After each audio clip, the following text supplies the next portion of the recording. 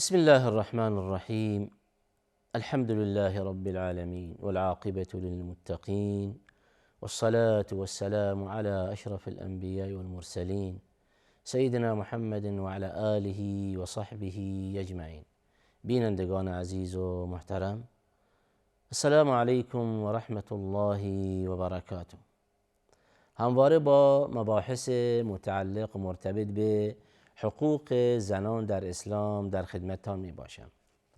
در نشست‌های گذشته مسائلی پیرامون گواهی زنان در اسلام به عنوان یک حق از حقوق مسلمه اونها اشاراتی شد و عنوان شد که در دین مبین اسلام زنان حقوق خودشان را به طور کافی و وافی دریافت کردند.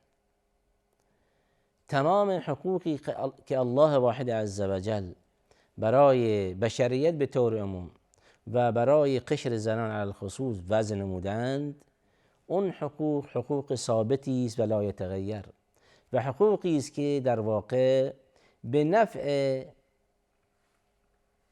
ذی حقوق می باشند. عنوان شد در نشست گذشته برای اینکه شهادت و گواهی دادن در دین مبین اسلام یک مسئولیت است. یعنی اینکه الله ذوالجلال در آیات مکرری وعد و وعید دادند که ای بندگان من، چنان که از شما در مورد قضیه از قضایا درخواست گواهی شد، درخواست شد که در مورد قضیه گواهی بدهید، اینجاست که بایستی الله ذوالجلال در نظر بگیرید و طبق مشاهدات عینی خودتان و طبق حق و حقیقت گواهی ارائه دهید. در غیر این صورت، چنان که گواهی به باطل ارائه دادید و حقی را ناحق کردید و یک صاحب حقی را در واقع صاحب حقی را پایمال نمودید، بدانید که مرتکب گناه بزرگی شده اید و فردای روز قیامت از این قضیه، از این شهادت ناحق مسائله خواهید شد. توجه بفرمایید که بحث گواهی و شهادت در قرآن کریم یک بحث مهمی است و به عنوان یک مسئولیت قلمداد شده است. برنامه ما در مورد حقوق زنان در اسلام می باشد. همین قضیه گواهی و شهادتی که در دین مبین اسلام به تفصیل با تمام جزئیات در مورد قشر زنان بیان شده است، این قضایا و این مسائل به عنوان حقوق اونها عنوان می شود.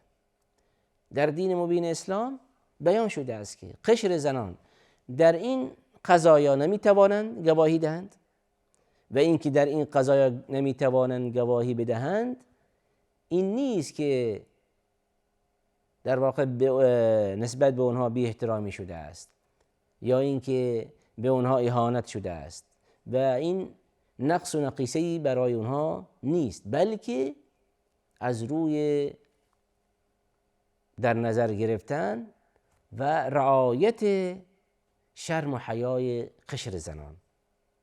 پس در یک سری موارد گواهی اونها پذیرفته نمی شود. در مقابل در یک سری قضایا فقط و فقط گواهی اونها پذیرفته می شود و در بعضی قضایا اونجاست که گواهی مرد برابر زن مطرح می شود. پس اینجاست که این موارد در دین مبین اسلام با تمام جزئیات روشن شده است.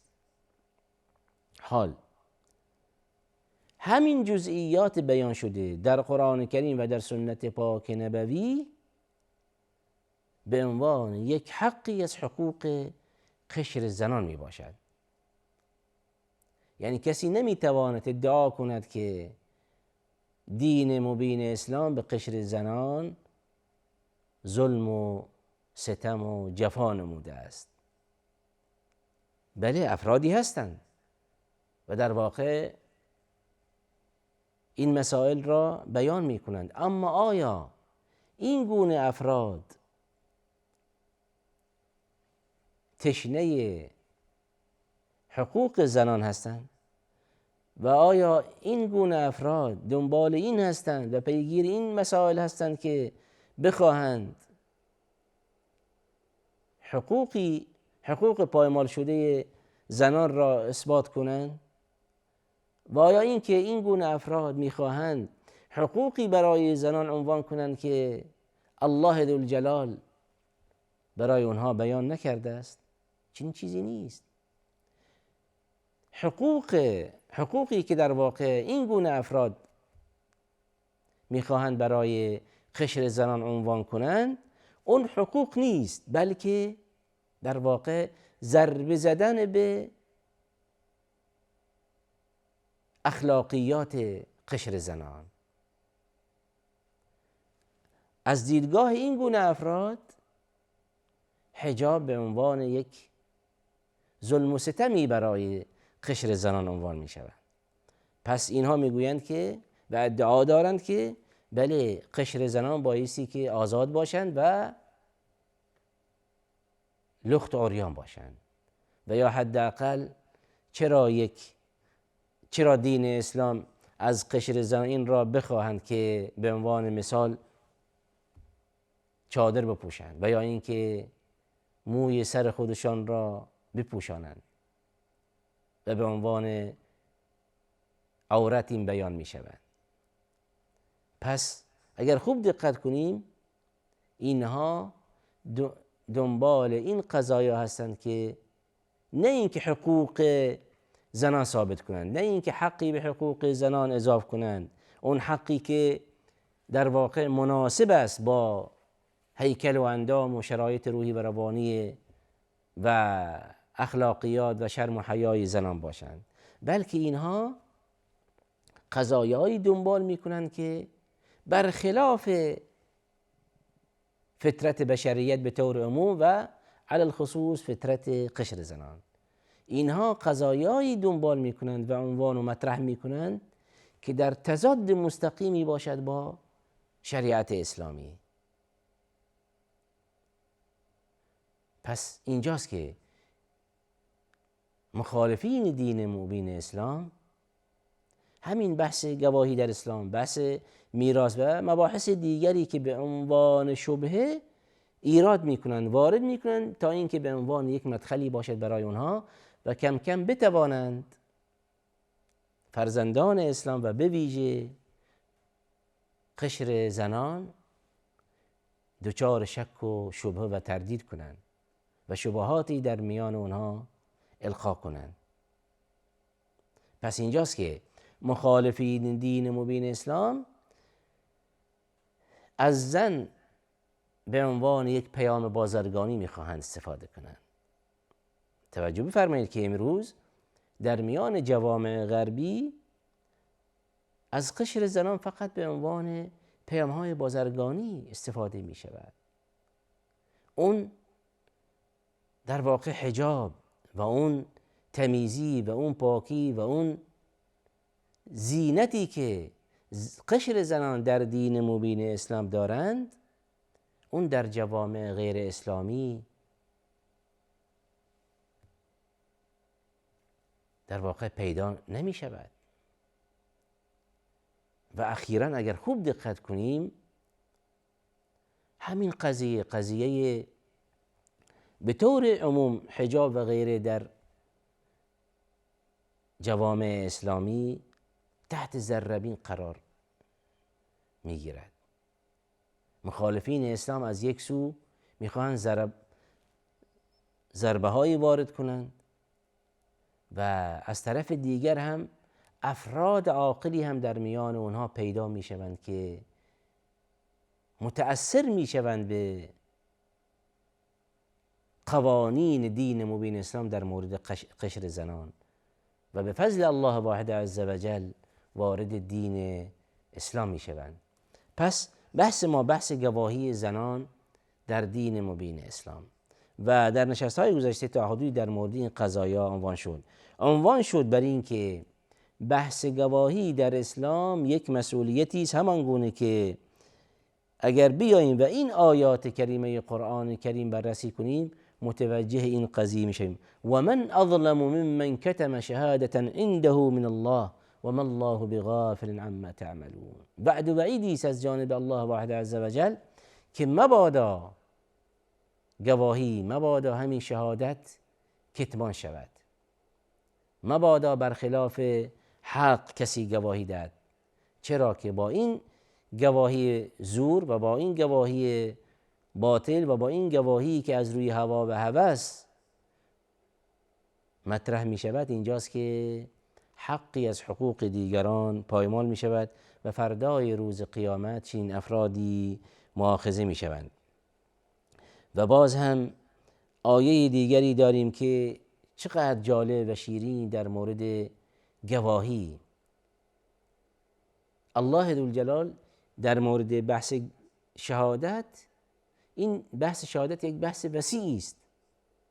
الله ذوالجلال در مورد تمام این قضایا آیاتی نازل فرمودند، آیات زیادی در بحث شهادت، در بحث گواهی و گواهی در مورد وحدانیت الله ذوالجلال در مورد خودش آیاتی نازل فرمودند، در مورد رسالت پیغمبرش و در مورد مسائل دیگری آیات زیادی نازل فرمودند. در یکی از این آیه ها الله ذوالجلال پیغمبر خودش را مورد خطاب قرار می دهد و به او چنین می فرمایند که به مشرکین قریش این را بگو تا اینکه در واقع بر اونها اتمام حجت شود.